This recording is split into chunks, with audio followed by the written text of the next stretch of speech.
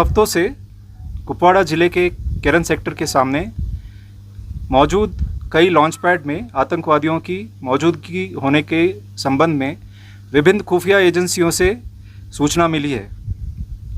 इसी मुखपृष्ठ में मुख्य रूप से आतंकवादियों के घुसपैठ की योजना बनाने का सामान्य रूप से ये कारण है कि वो सामान्य स्थिति और विशेष रूप से अमरनाथ यात्रा को बाधित करने के उद्देश्य से भीतरी इलाकों में तोड़फोड़ और विध्वंसक गतिविधियों को अंजाम दे सके। इसीलिए पिछले कुछ हफ्तों से नियंत्रण रेखा पर और उसके आगे के क्षेत्र में हमारे सैनिकों का आक्रामक रूप से दबदबा रहा है।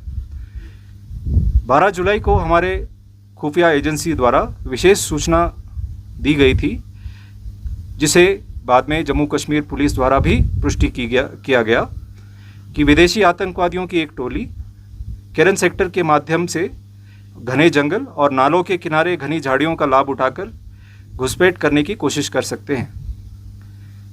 इसी अनुसार पूरे क्षेत्र की निगरानी बनाए रखने के अलावा घुसपैठ के ज्ञात मार्गों पर 13 और 14 जुलाई की रात से सेना, बीएसएफ और जेकेपी द्वारा संयुक्त रूप से कई घात या एम्बुश लगाए गए थे। पूरे क्षेत्र में 24 घंटे सैनिकों द्वारा हाई अलर्ट बनाया रखा गया था।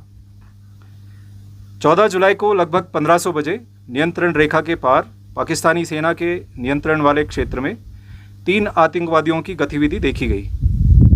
कई उच्च तकनीक वाले निगरानी उपकरणों का उपयोग करके आतंकवादियों की गतिविधि पर लगातार नज़र रखी गई। घने जंगल और ख़राब मौसम का लाभ उठाते हुए आतंकवादी नियंत्रण रेखा के पार घुस गए और बाढ़ की ओर बढ़ने लगे। घात लगाकर उचित अवसर देख के हमला किया गया और आतंकवादियों को नियंत्रण रेखा की बाढ़ यानी कि एलसी फेंस से काफ़ी पहले ही सटीक गोलाबारी शुरू कर दी गई। आतंकवादी भारी हथियारों से लैस थे, अच्छी तरह से प्रशिक्षित थे और आधुनिक हथियारों और उपकरणों से लैस थे। इसके बाद हुई भीषण गोलाबारी में 3 विदेशी आतंकवादियों को मार गिराया गया। इसके बाद क्षेत्र की विस्तृत तलाशी के दौरान बड़ी मात्रा में युद्ध सामग्री बरामद की गई।